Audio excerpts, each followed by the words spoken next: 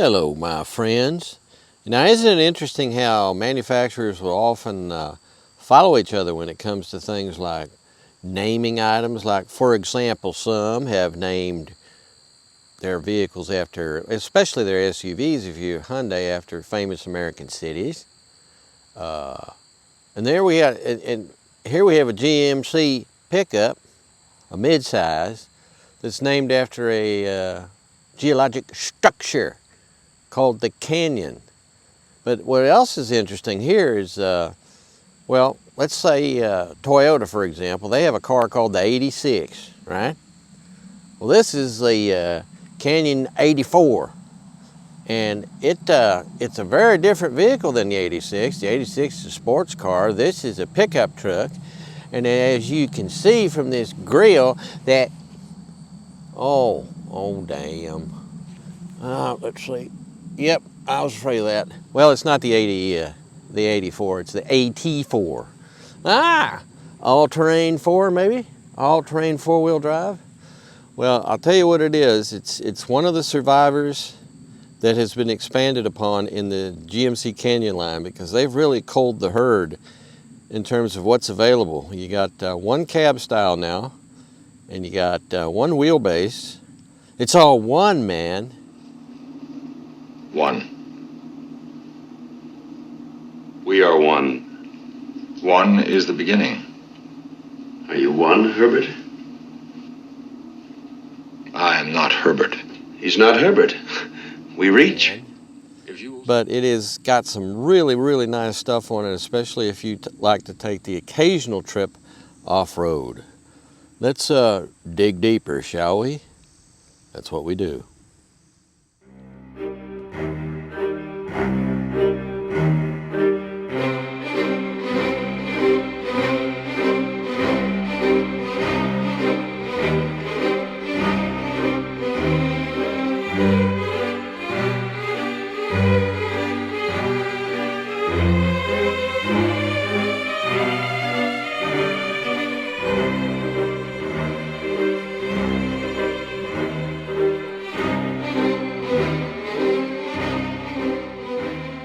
Well, I tell you, I hope you enjoy crew cab mid-size trucks, because that's all you're going to get out of GMC for the 2024 model year. And this is a 2000, as far as I know, unless they change something, this is a 2023. But this is pretty much the entire line of GMC. Well, let's look at it this way. We can go back not all that far, and you had a regular cab variant, then you had an extended cab variant, and then you had a four-door. Well, they've gotten rid of the first two, and now you get a four-door crew cab, or you get nothing. That's it. All of the GMC Canyons have a 131-inch wheelbase. All of them have an inline 2.7 liter engine that is turbocharged and an 8-speed automatic transmission. All these things are on all the trucks, and you have no choice for any other kind of power plant or anything else. But there's a lot of capability here. I mean, if you want to tow a 7,700-pound trailer, GMC says you go right ahead. It's under warranty and everything. That's what they're rating this to tow. The payload capacity, generally speaking, is 1,550 pounds, but on this particular model, it's 1,499 pounds due to some options that are added on. But that's the actual payload capacity that they rate this truck at, which is, I mean, my God, they're getting so big, these mid-size trucks, and they have just about the capability of the full size in so many different areas. It's kind of amazing, and they're not that much smaller. The place you'll notice it most is in the cab, and especially in the back seat. If you really do need a crew cab and need room for big people in the back seat of your truck, this is going to show you that no, I'm not a full size, I am a mid-size. But in so many other ways, and especially in the interesting area of performance, I mean, this thing does amazingly well. It's not a real step up to get a full size. I mean, and it gets about the same gas mileage. Costs a little bit less, but as we'll, when we finally get to our Monroney at the end of this broadcast, you'll see that it's not that much cheaper than a full size. It's a whole lot of truck though, and it's got lots of ground clearance. It's got a lifted ride height. The AT4 package does that. Bigger tires, an attitude that is ornery. And my God, if it's not ornery enough for you, you can go out and get you an AT4X, which is basically a Ranger Raptor competitor. So amazing, huh? So what we're going to do now is have a look at this engine, because that's one of the most intriguing parts of this vehicle. Is it's a GMC stalwart engine now that is kind of showing up everywhere in the line, and there's a good reason why. It has a lot to offer. Let's take a look, shall we? Open the hood, please. Oh, great. The hood is open. Thank you, Hamilton. I am pleased to serve you, sir. Yeah. Now run away, go do something else. Thank you. Here we have 2.7 liters of pure power. We have, here's your output. Now, this engine it will show up all over the place in the GMC line and in the other GM variant, which is known as Chevrolet, their other truck company. This puts out 310 horsepower at 5,600 RPM, and that is an estimate of the RPM and the horsepower by General Motors, but I'm sure it's probably exactly what it is. Torque, 430 foot-pounds at 3,000 RPM. So again, we're seeing an incredible boost of torque, no doubt because of the turbocharging. And if we have a look here, one of the most intriguing things I see right off the bat is this guy right here, this bridge. This flying buttress, this superstructure. This is so the little rats and mice that get into your farm truck and eat all the wiring, they have a little place to rest up here. They can crawl in there, and it's not good, but that's what they do. Airbox flowing into this beautiful structure, which then just drops straight down and heads straight towards the turbocharger. So I believe that's your air input into the impeller side of the turbocharger. And actually, our turbocharger is on the passenger side here. And by the way, we see a lot of these inline four-cylinder engines. Wow, something just kicked on. Isn't that neat? I have no idea why. And usually these four-cylinder turbocharged engines are mounted transversely. Whew. Not in the truck. It's a front-back deal in traditional fashion. So this side here is your exhaust side where your turbocharger is. Cool. The outside air goes into the impeller and then is compressed and goes down. If you could see down in there, goes into the heat exchanger, if you will, also known as a radiator, also known as an intercooler. You can call it whatever you want. But it goes in, it cools, and then it comes back around here. See right there? And it comes over here, and here's our intake side over here with our intake plenum, which is, it feels like that's metal, but it looks like it's plastic underneath there, so who knows? Dipstick, I like it. It's easy to get to. And there is our, this is called your insides, where a whole lot of sensors, anti-knock sensors and everything else are located. Or those could be spark plugs, but I only see one, two, I only see two, so who knows.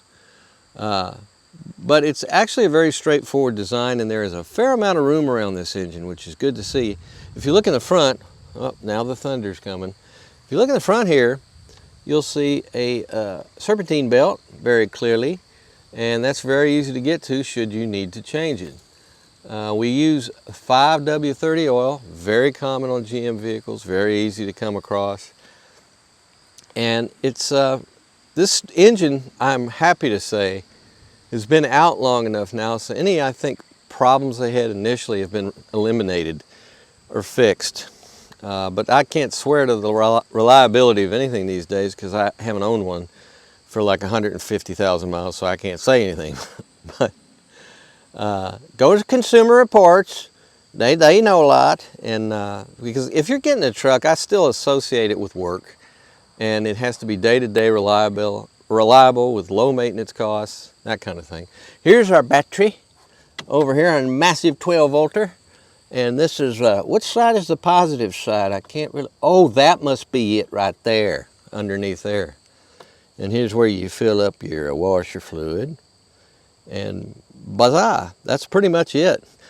Big radiator. Now I don't see a whole lot of reservoirs. I just see this one over here. Over here. So that's where the bulk of our coolant goes.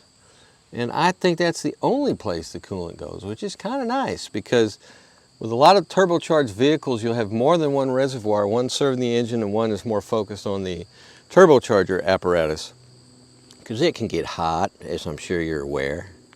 But anyway, very good power output to that 8-speed automatic transmission. And it's also fairly well packaged. Another real important thing that people rarely talk about, but I've just learned this over time.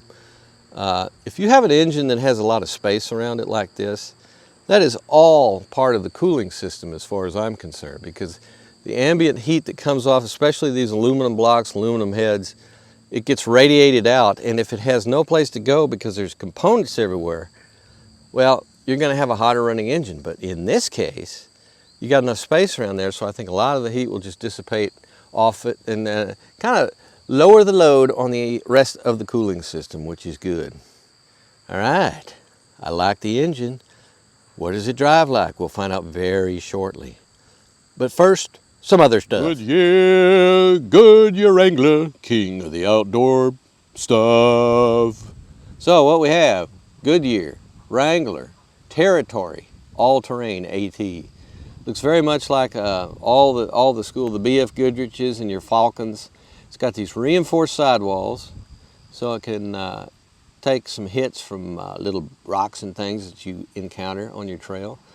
Our tire size is, in fact, right down here, 265, 65 R18s, which is a very good tire in my opinion. I believe it's about a 32. That's a very good tire size for this vehicle. It's perfect actually. And it has a good substantially sized brake, not anything wild crazy like a big old BMW brake rotor or anything like that, but it's a good one. And the brakes so far that I've experienced on this vehicle are very, very good. And look here, look at the little reflector that says GMC. Isn't that great? I like that. Something I want to point out. Back up a little bit here. Back up, back up. Check out that profile. You know what that reminds me of? That reminds me of a certain Toyota Tacoma. Now, why in the world would they have some styling that is reminiscent of the Toyota Tacoma? Well, the Tacoma has ruled this size class of pickup in the United States for years.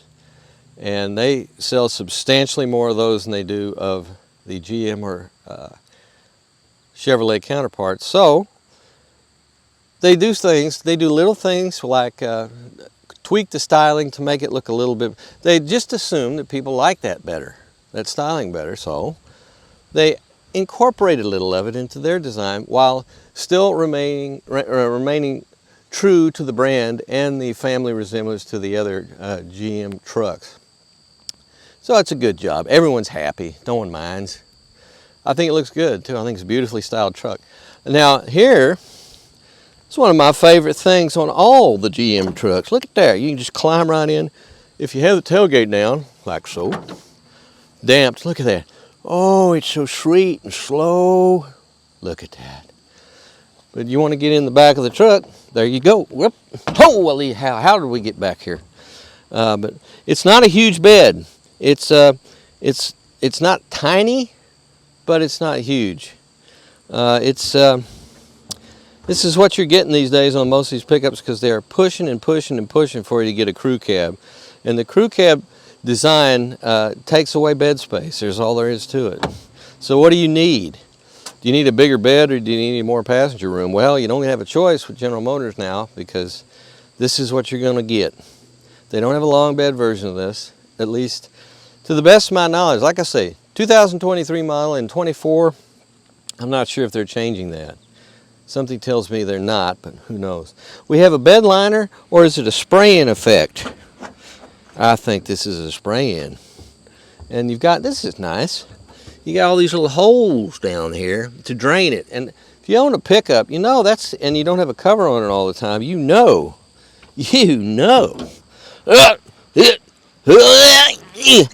But that's kind of important. You don't want that standing water in the back of your truck because it's just nasty. Oh, it gets nasty. But it's very well protected, this bed. It's not composite, to the best of my knowledge. I have to look into that. It almost feels like it is a composite layer. I will have to delve. I'm going to delve. I'll delve for you and find out.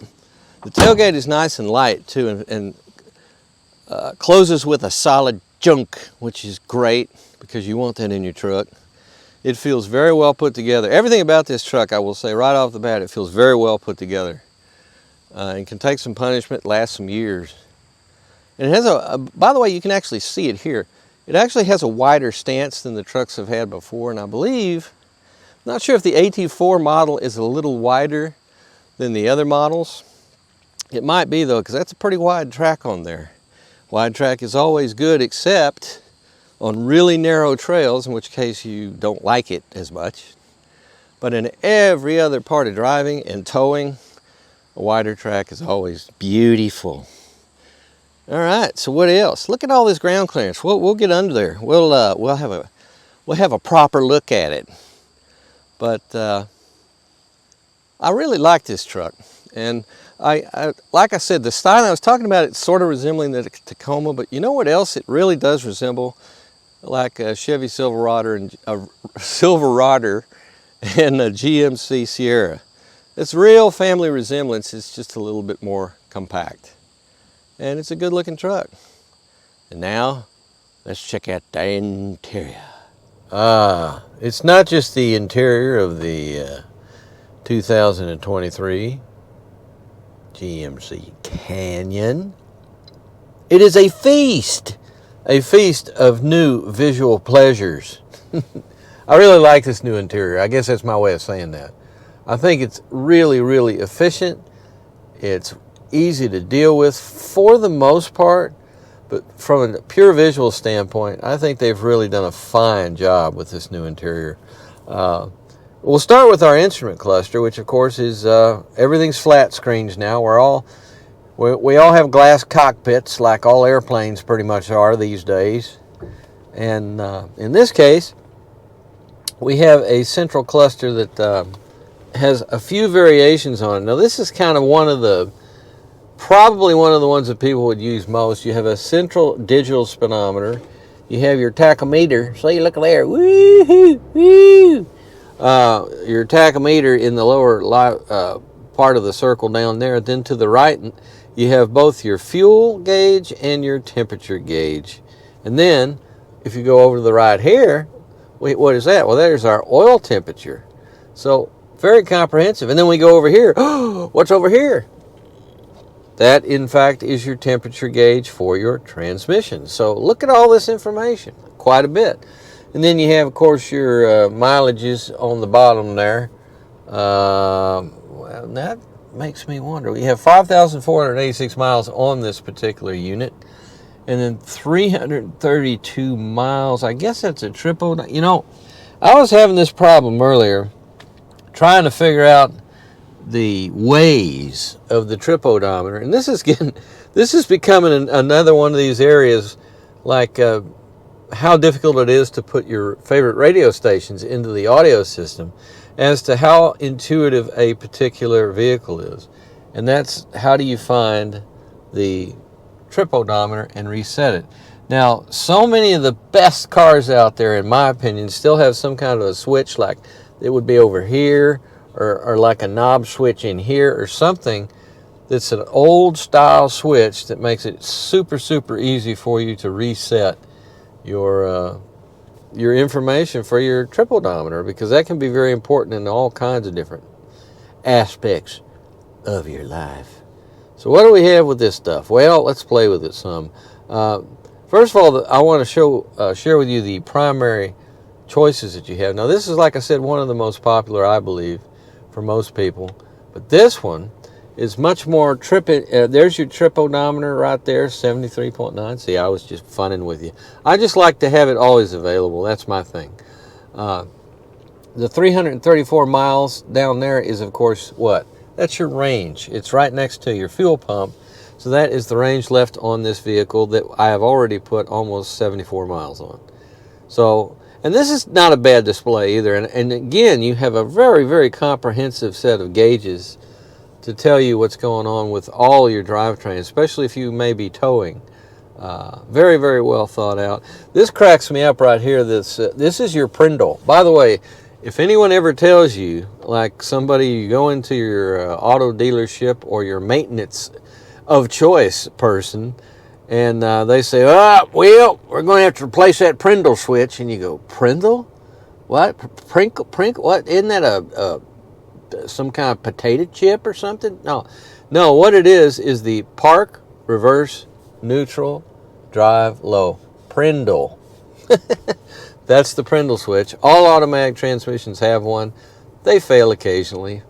And when replaced, you're good as new. They're not overly expensive to replace on most vehicles, nor are they particularly difficult. But anyway, when I see this down here, this reminds me of cars I grew up with when I was a real young fella. Like, say, maybe on your GM truck, you would have right up here on the top of the steering column, you'd have basically that in hardware form, that when you'd shift using the column shifter right over here, it would tell you what gear he was in. So when I see that, I can't help but wonder whoever the designer was that put all this together was possibly thinking about that, because that's what I think is so interesting about that. I'm sorry, I got sidetracked. Let's go to the next display. This one is much more oriented towards various things like your well, there's your stations you can pick and go back to. I did that by putting the wrong thing. This is the next display. You want me to go back to that? Okay, I'll go back to that real quick. That's real straightforward, right? This is basically the same display, but instead of having the navigation type situation, you have your radio situation. But look at this. Now, this is just some wildness here. This is primarily aimed at your off-road excitement. And it tells you, again, you have these what do you call them? A quartet of gauges that are always present to tell you all this information. But this one gives you a lot more information about what the vehicle's doing if you may be driving off-road. Over here, we have our pitch and our roll situation. And right now we're rolling 1 degree. I bet you didn't believe that would be possible to be sitting here parked and rolling, but we are. It also tells you right now we're in the automatic all-wheel drive mode, correct? Now this is my favorite up here. Let's look at our steering angle. Woo! Look, I'm turning, and it's turning. Look at that. Wow. Whoa, yeah. That's just too cool. Now, I have something similar on my 10-year-old 4Runner, but it's not near as graphically fascinating as that is. I think that's beautiful. And then you have another reminder of what your transfer case is up to. Why don't I change the transfer case right now? Why don't I go to, let's go to two-wheel drive high. How about that? Oh, no, well, I'm doing the wrong thing. This is something I'm going to have to walk you through because it's weird. I'm not on the terrain mode, guys, anymore. There we go. Now I'm on two-wheel drive. So that announces that. And look, the lower quadrant here shows you that the rear axle is activated at this time. Now, if I go to back to auto, well, look at there. It's locking back up again, and there we are. So a lot of information. I mean, it's intelligent use of the technology, in my opinion. So that's basically that. While we're in this basic area, this I hate. This is putting your windshield wipers on the same stalk as your turn signals. And I don't know why they did that.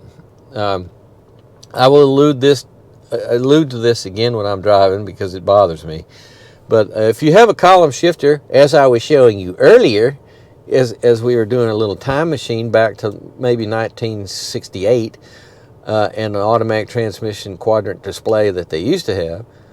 If you have the shifter over here, I can understand why you might necessarily have to put the windshield wipers over here. But everybody else, in every other situation like this, you have a stalk for your windshield wipers. And why they don't do that, I don't know, because that's a really good place to do that. It took American automobile makers a long time to realize that the rest of the world was doing it that way. And it's actually not a bad idea. So they finally adopted it themselves. But we still have the holdouts from time to time. And that's what they decided to do on this Canyon. So, well, whatever then. Over here, this is our cruise control array. This is our following distance. This is our remote and set and plus and minus. That you're familiar with that. That's cancel and that's on. Do we have adaptive cruise control? Yes, we do. I can turn it on just like that. And then I can go over here. Where is it? Oh, it's not there. I can't turn it on right now because we're parked, but anyway, it will give you some graphic guidance through all that. And on the right hand side there's our telephone, there's our talk to the car mode. Shall we talk to the car? Hello, car. Oh, I have to connect the phone. Oh, that's interesting, because usually that would be this here, and that would be talk to the car. I guess we don't talk to the car here. Huh. Yeah, it's okay. Well, that's very strange. I thought these two were separate, but this is obviously different. But this is obviously different. But this is obviously different. But this is. It has no idea what to do with that. So anyway, that's what that is. Heated steering wheel, of course, and this is what I was using to go toggle through all our menus. Whee! Okay.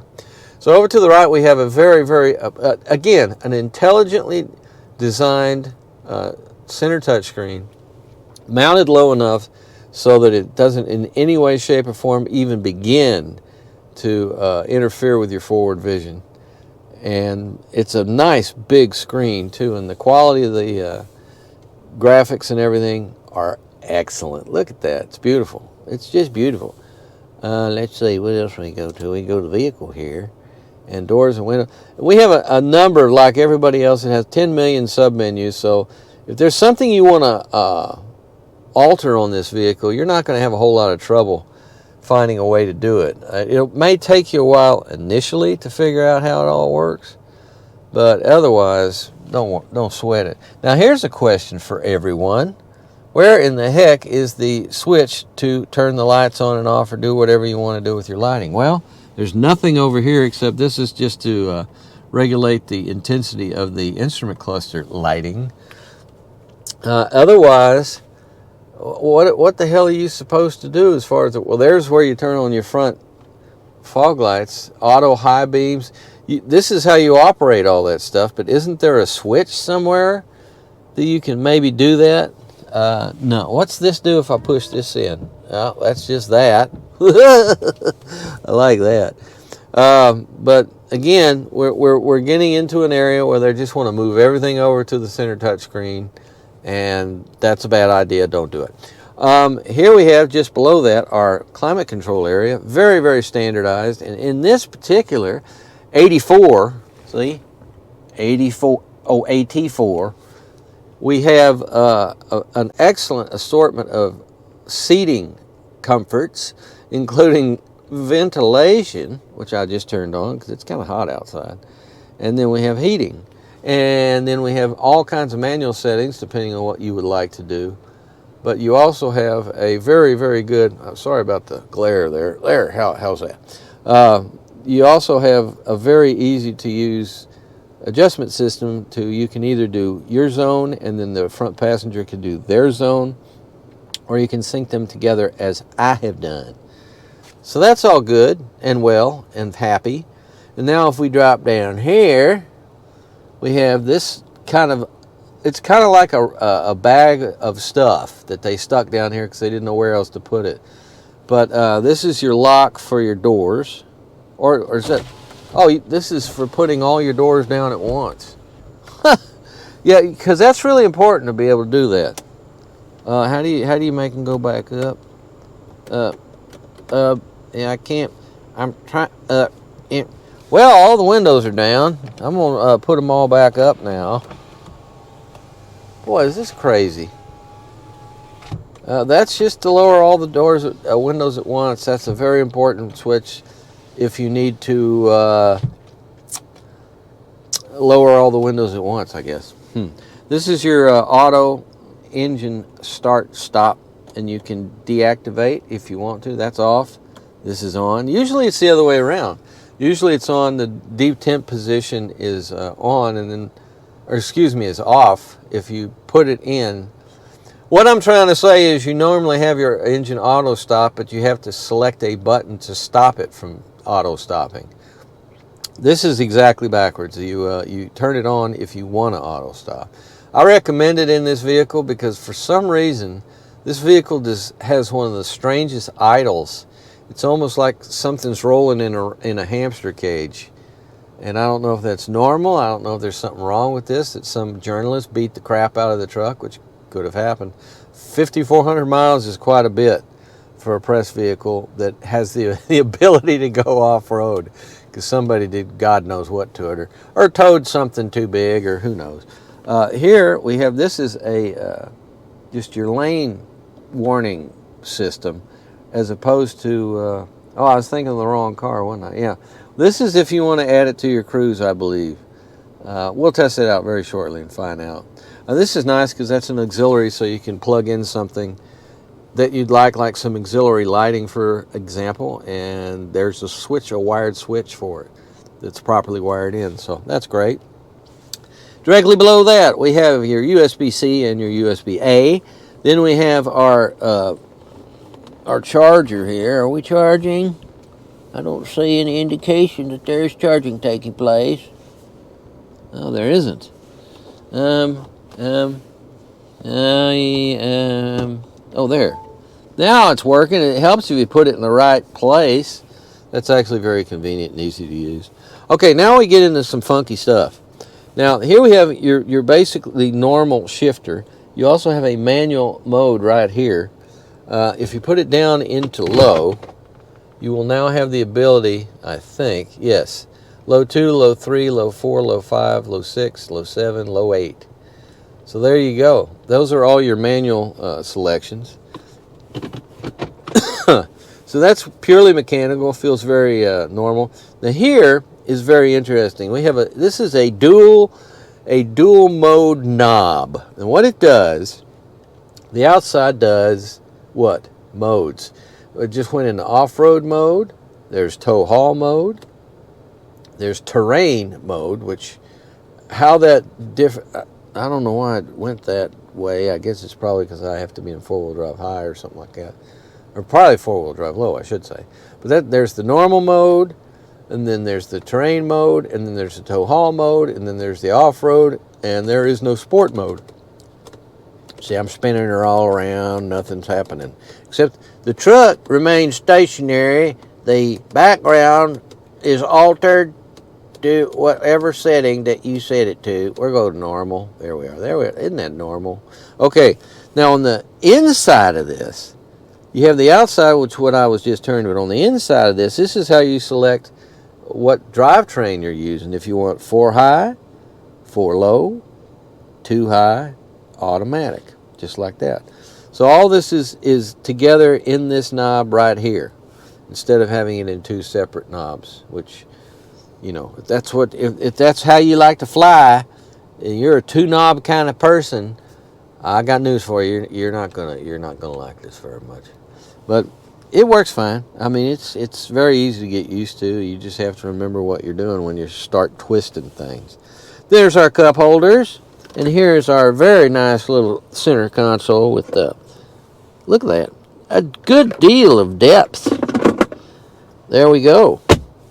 So that is our main instrument cluster array 5000. Up here, what do we have here? Well, we have our a standard regular moonroof, which is perfectly wonderful on this truck. We all like our panoramas these days, but there is nothing wrong with having just a regular moonroof. It's terrific. It's terrific. It's bloody terrific.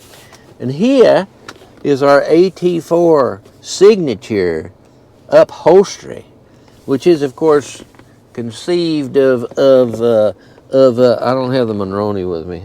It's I'll put it at the bottom of the screen. It's leather text. It's techno. I don't know what it's called. It feels like this could either be leather or a synthetic. I can't even tell. But it is perforated, so that's where you get your ventilation and your heating.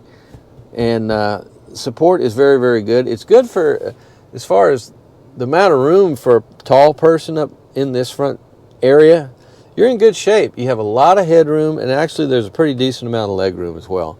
And as you can see, they've used a lot of this. Now, this feels like vinyl to me, but I just don't, it's got to be some sort of synthetic. What in the world are they using? But anyway, attractive, no? They've done such a nice job. It's very tasteful how they've done the, especially since this is not the hardest of the hardcore off-road versions of the Canyon, but it's the next to hardest hardcore version. So the AT4X being the monster. So this is good. I mean, they've done it. They've left it. They kept it classy. Now let's see. Where's our? Oh, there it is. Oh, yeah, I'm sorry. A nice deep glove box, for the most part. It's not weenie or anything like that. It's good. So that's all this. And the sun's going down, so let's take you back aft. Now this is the big question. We have only one cab available, which is the crew cab that you're experiencing right now. And the door opens just about 90 degrees, which is laudable. It's a hell of a step up. I mean, this bottom cowl right here comes to over the top of my knees, and I am 6'3", 215 pounds. No, I'm not. I'm lying. I'm much shorter. I'm 5'8" on a good day. But it's a hell of a step in for a lot of people, and I'm sure, positive in fact, that you can get you some running boards for this. This one just doesn't happen to have them. But in our back seat, you will find a surprising amount of leg room, considering it's not massive limousine stuff, but it's good. I mean, it's perfectly good for an adult.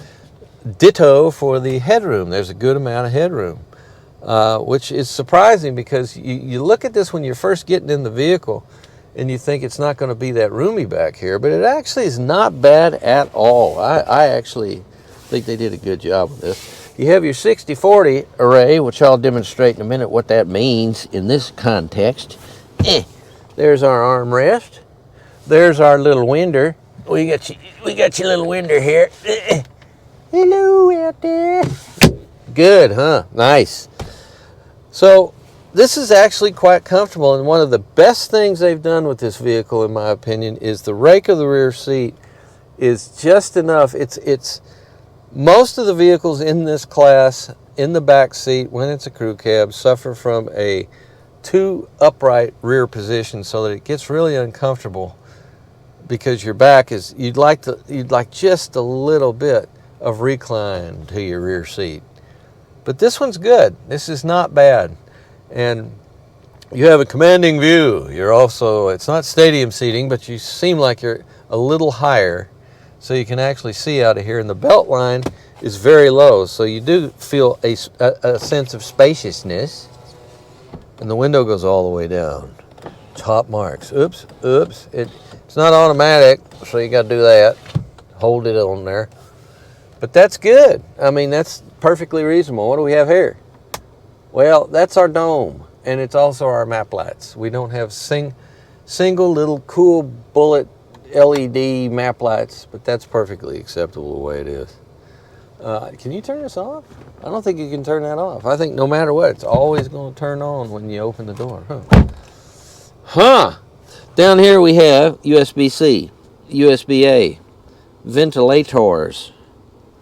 So it's nice back here for what it is, and that is a mid-size truck, or almost compact mid-size truck with a four-door cab. It's perfectly good, much better than they were in the old days, where it was always cramped back here. So what can we do with these seats in terms of, do we have cargo capacity underneath there? We'll close that. How do we do this? I like it when you can just power it up, but no, I guess we do this. Hang on a minute. Hang on. Here, I'm going to put you down. Hang on. Stay there. Don't go anywhere. Ah, look at what I've done. There we go. If you lift this lever right here and lift on the lower cushion, it raises up to reveal this very nice little storage area. There's our jack. There's part of our jack implant. It's a scissor jack. I have no, some people don't like scissor jacks. I have had nothing but good luck with them. They're very easy to maneuver. They're lightweight, and they work. They do a good job, and they're very stout. And the one on this vehicle is no doubt designed to be able to. Now I got to try to put this down. There we go. Designed to handle a full payload. If you have to jack it up, it's got the strength to do that. So, voila! Is there anything I haven't shown you about the bed? Well, it has some kind of a lining here that oh, that's right. I'm supposed to be the one that's supposed to figure out whether or not that's spray-on, or if that's a new material, or whatever it is. But it's I'll say this: it's deep. It's nice and deep. You have a lot of cargo area here. And I mentioned before, the tailgate is beautifully damped. So, there we are. That's our interior. It's a good interior. It's a good exterior. It's a real sharp truck. Does it cost a lot of money? Yeah, it does. That's the only bad side. But soon, you shall see the underside of this vehicle and all it has to offer in terms of durability, because that's probably the most impressive thing about it.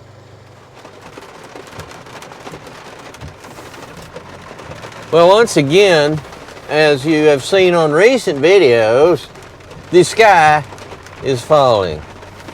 Where I'm in the old 84, also known as actually known as the AT4, and I got it on the four-wheel drive automatic. So should I start to go to slipping, I will be assisted by the front wheels in the drivetrain, in addition to the rear wheels.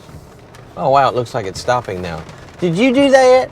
Did you do that? Did you think about it and suddenly the sun's going to come out? I don't know if that's going to happen or not. Here's the thing about the automatic four-wheel drive systems. They're great on these trucks, but I wonder about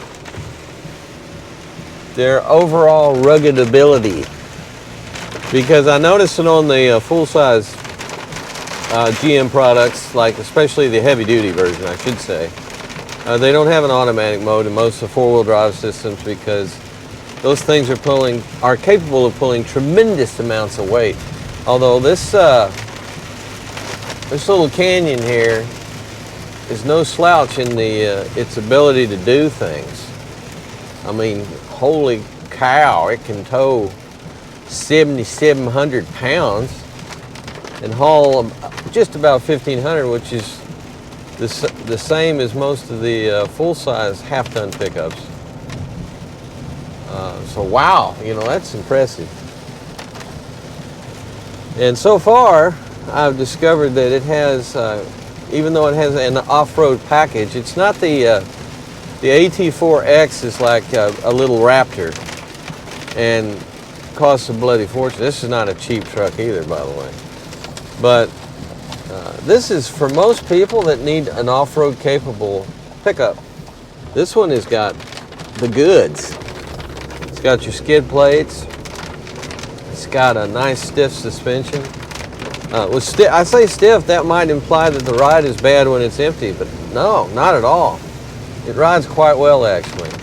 They've, I think when the initial redesign of the Colorado and the Canyon, Chevy being the Colorado side and Canyon being the GMC side, they really had high hopes for it in terms of sales and everything else, but I don't think it lived up to expectations. So this latest redesign, tweaking, and everything else, they really went to work on this truck, and I already think it's a lot. I didn't dislike the previous version of the Canyon at all. It was fine, and I'm talking going back maybe just 3 or 4 years. Because as you may recall, they went completely out of the mid-size truck business. Boy, listen to that rain. You know, I'm sorry if you have any difficulties understanding me, because first of all, I talk like a gorilla anyway, but man, we're just getting pelted by the rain. But I can tell this is one of those isolated shower situations. I don't think it's going to be with us for too long. Anyway, when they redesigned this vehicle, they did all kinds of things. I say redesign. Let's go back to the original Canyon in Colorado that reappeared after all their mid-size trucks vanished. They just quit selling them, period. And then so when they came back, just like when in the U.S. market, when the Ford Ranger came back, I do not like where they put the windshield wipers, by the way. They put them over on the turn signal stalk, which I've mentioned this before, but I totally forgive anybody that does that when you have a column shifter. But as you can see, we have just a regular floor shifter, so there's nothing here but space. I don't know why it's not right here where it should be, but someone decided that's the place to put it, so there it is. And they've dramatically pared down the Canyon line as far as there's only one drivetrain available. I'm sure there's just a two-wheel drive version of this, but the engine and the transmission are pretty much the same on all of them. Speaking of which, what I should do here is, what the heck? How do I? What happens if I go down in the low? There we go. When it's in low, you have a push buttons. Whoa, third, fourth, fifth, sixth, seventh, 8. Yeah, you have 8 speeds available in a manual manner. And how do I get back to drive? Oh, right there. Now, why do they put an L there? They should put an S there, because you're not technically just going into a low range on the transmission. You're going into a manual range. It's probably the same guy that put the damn windshield wipers over on the turn signal stalk. That's the guy. Who is he? Or she. Could be a she. But I don't think it would be a she, because she'd be too smart to do that. If I could see some feller who's an engineer doing something dumb like that, well, it's not that bad. I kid this engineer. It looks like the rain is stopping. Isn't that great? That makes me happy.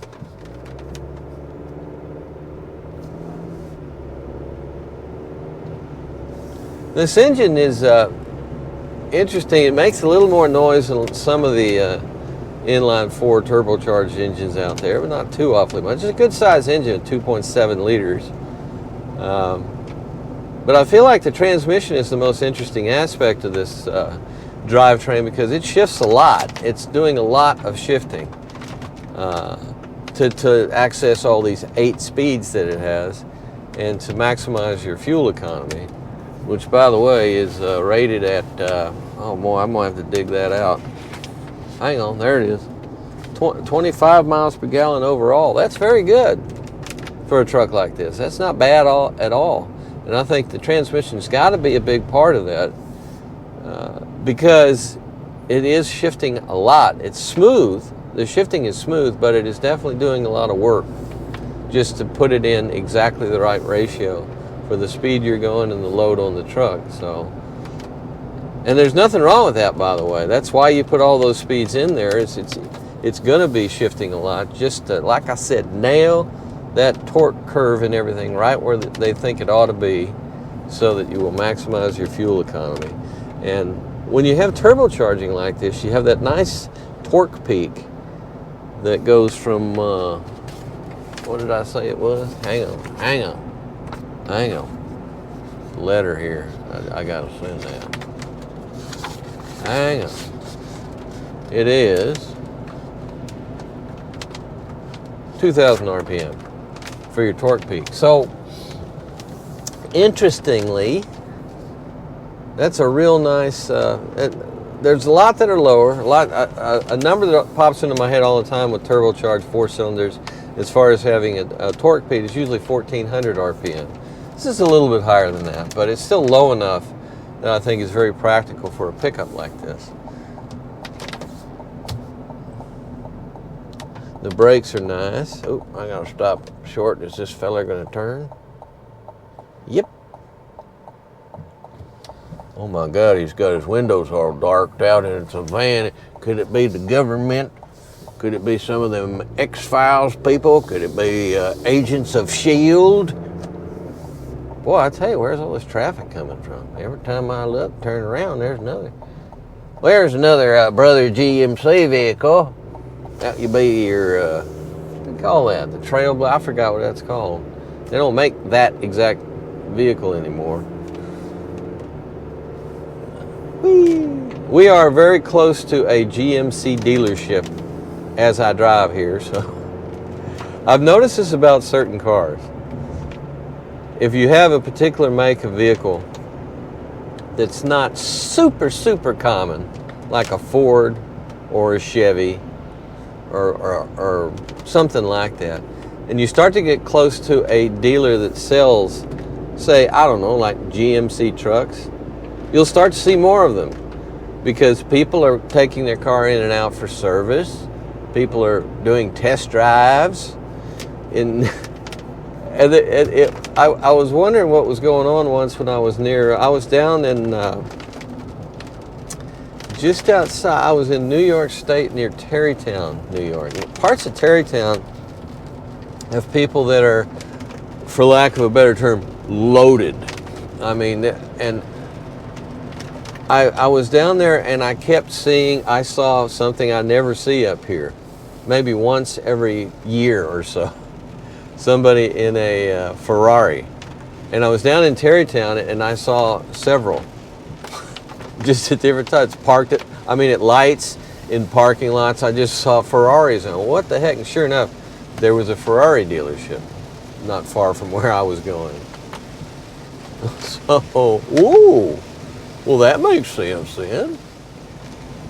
It's a good thing that our vehicles these days have really good cooling systems.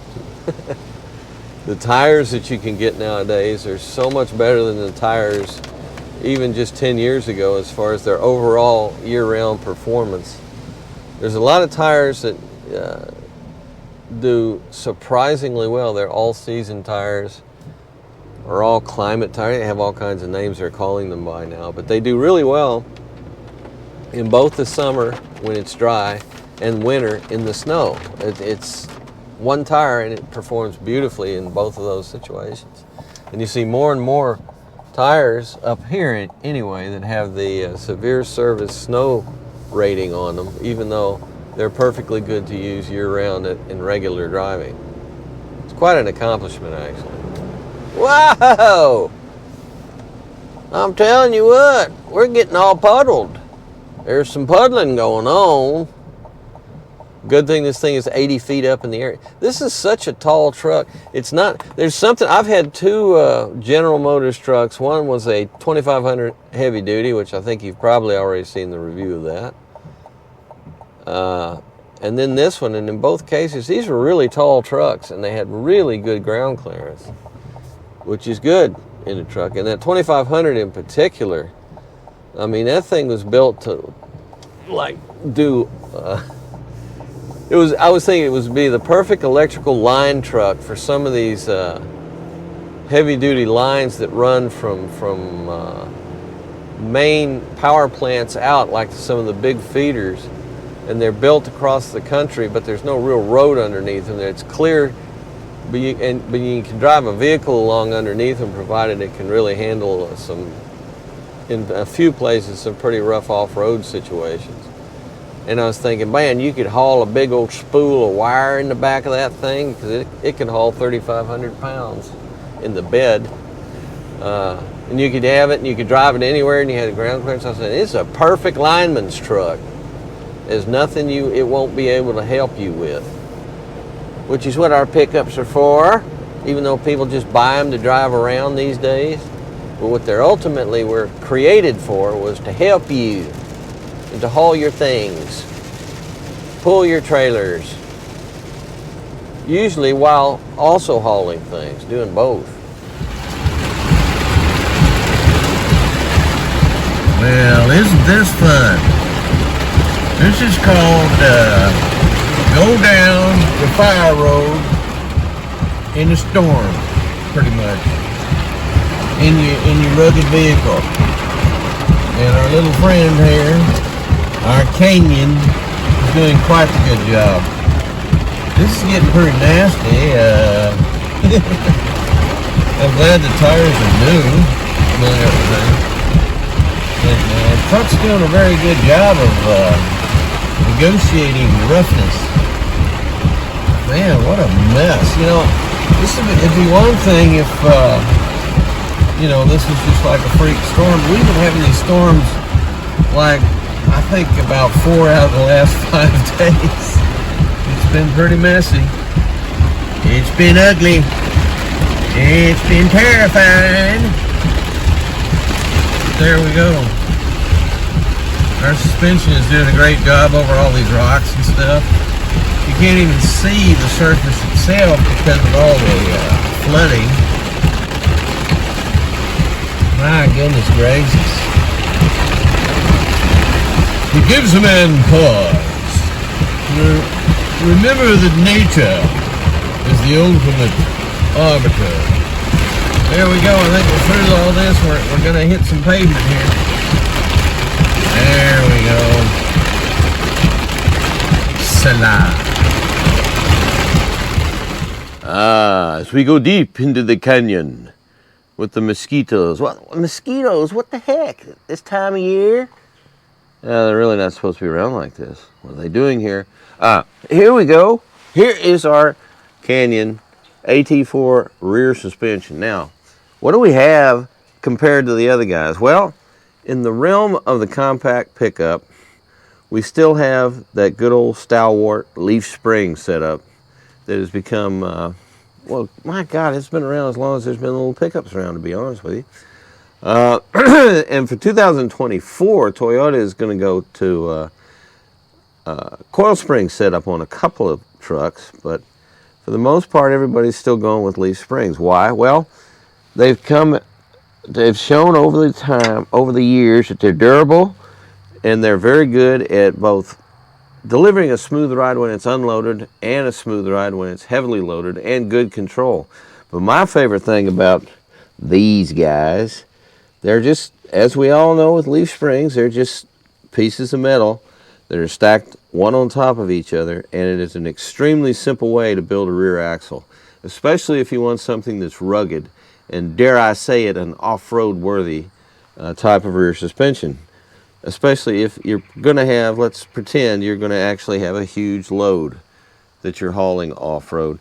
Our front point right there is where we attach the frame, and then the rear point is back here, there, right there. So you have those 2 points that attach to your fully boxed frame, and then you have the axle in the middle that it's attached to, and that's it. And the reason I talk about this is because with the new multi-link rear coil spring setups you're seeing on all these full-size pickups, this is such a simpler and more elegant solution to having a vehicle that is going to be able to last, be durable, take a lot of punishment, carry heavy loads, and is very, very simple to repair should you find yourself in this situation where you need to repair it. It's a great deal. Here we have the rear differential. On this rear differential, we do not have a manual locking differential. We have an automatic locking differential, and that's a fine choice. I mean, you'd prefer to have the automatic locking, or excuse me, the manual locking, but you don't.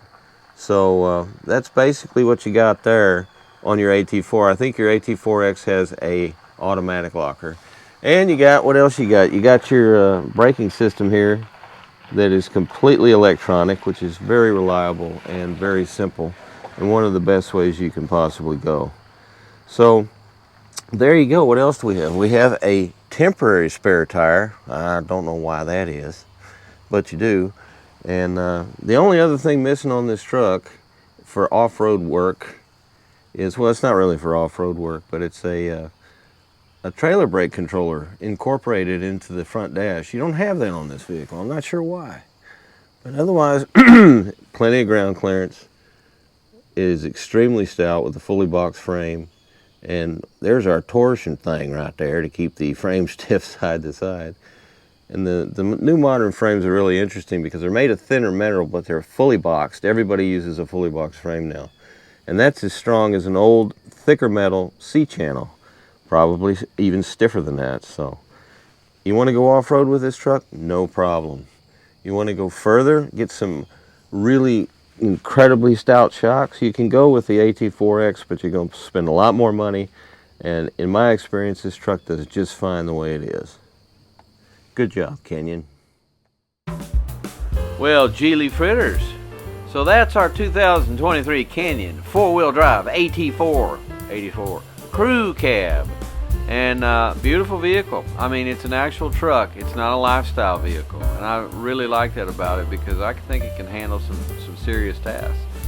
Your base price is $43,900 and we end up with a total price of $48,710. So what do I think?